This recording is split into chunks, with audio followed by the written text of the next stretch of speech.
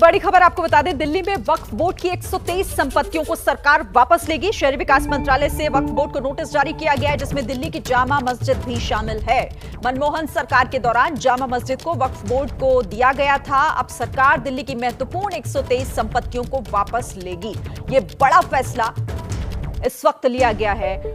बड़ी खबर इस वक्त, जिस तरीके से नोटिस जारी किया गया शहरी विकास मंत्रालय की तरफ से वक्फ बोर्ड को, जिसमें वक्फ की कई संपत्तियां 123 संपत्तियों को वापस लेने का फैसला लिया गया। इस पर और क्या जानकारी हमारे पास है, सीधे रुख कर लेते हैं मेरे सहयोगी नीरज का।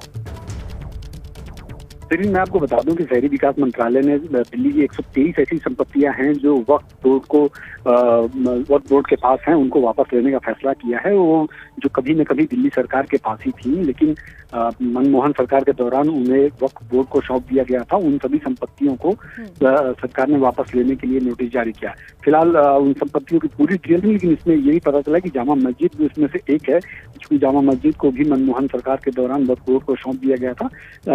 अब मंत्रालय ने नोटिस में कहा है कि आप अपने सभी वो पेपर्स तैयार करिए, अपने पेपर्स प्रस्तुत कीजिए कि जिसमें आप ये साबित कर सकें कि ये संपत्ति आपको क्यों दी जाए।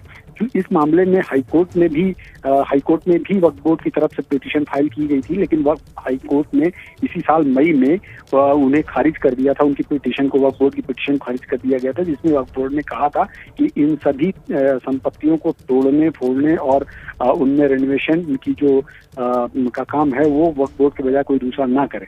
लेकिन अब जब हाईकोर्ट से कोई रिलीफ नहीं मिली है वक्फ बोर्ड को, तो केंद्र सरकार के शहरी विकास मंत्रालय ने अपनी संपत्तियों को वापस लेने के लिए वक्फ बोर्ड को नोटिस जारी किया है और कहा है कि अगर आपको लगता है कि वो संपत्ति आपके पास है तो अपना पक्ष मजबूती से। कितना बड़ा झटका माइनॉरिटी को लगा है, मुसलमानों को लगा है, वो भी 2024 चुनाव से पहले। कब्रिस्तान तक नहीं रहेगा, मस्जिद से लेकर दरगाह तक नहीं रहेंगे, तो दरअसल इस देश का मुसलमान जाए तो कहां जाए, यह सबसे बड़ी चुनौती है। इस्लाम का सबसे पवित्र स्थल जहां भारतीय जनता पार्टी ने हथौड़ा मारा है। दिल्ली वक्फ बोर्ड की जो जमीनें हैं, जो संपत्ति है 123 संपत्ति, दरअसल उसको भारतीय जनता पार्टी अधिकृत करना चाहती है, वो भी इस्लाम के उस पवित्र स्थल को जहां लाखों मुसलमानों का आस्था जो है वो चकनाचूर हो जाएगा। 123 प्रॉपर्टी में से जामा मस्जिद है, वो भी सेंट्रल दिल्ली का, कि भारतीय जनता पार्टी ने एक बड़ा कार्ड खेला है, वो भी हिंदू बनाम मुसलमान का। और अगली तैयारी वो सुप्रीम कोर्ट और हाई कोर्ट दोनों के लिए कर ले, तो हिंदू मुस्लिम और धर्म के नाम पर करने का काम कर रही है। अमानतुल्लाह खान साहब, आपसे इतनी बड़ी गलती कैसे हो गई कि 123 जो दिल्ली की वक्फ बोर्ड की जो जमीनें हैं, दरअसल वो कैसे आपके हाथों से निकलता मालूम चल रहा है। वो आप क्या करना चाहते हैं? हिंदू मुस्लिम मंदिर मस्जिद इन पे लेकर के पूरे भारत देश का जो डिस्प्यूट है आप इसको क्रिएट करना चाहते हैं।